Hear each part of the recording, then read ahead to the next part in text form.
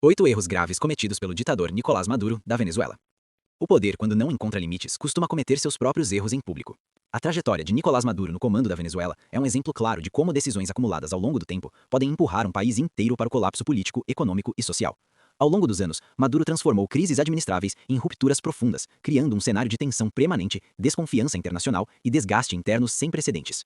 O primeiro grande erro foi insistir em se manter no poder, mesmo diante de eleições amplamente questionadas.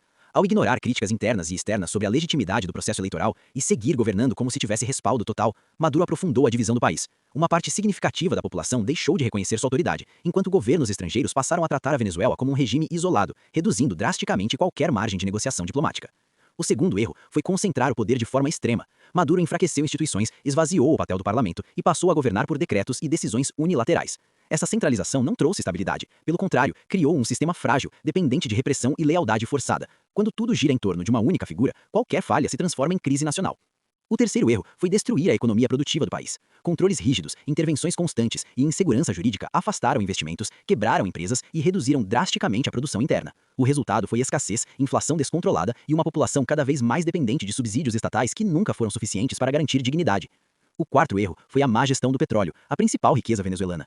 Em vez de usar essa fonte para diversificar a economia e fortalecer serviços básicos, o governo politizou a indústria, afastou técnicos qualificados e permitiu que corrupção e ineficiência coroessem o setor. A queda na produção de petróleo minou a principal fonte de renda do país e acelerou o colapso fiscal.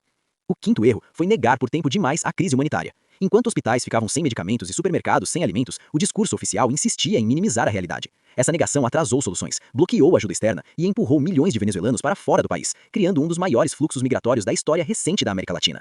O sexto erro foi responder ao descontentamento popular com repressão. Protestos foram tratados como ameaças, opositores como inimigos e jornalistas como alvos. Essa postura aumentou o medo interno, mas também fortaleceu a imagem de um regime autoritário no exterior, justificando sanções e isolando ainda mais o país do mundo. O sétimo, e talvez mais grave erro, foi subestimar as consequências de todos esses atos somados.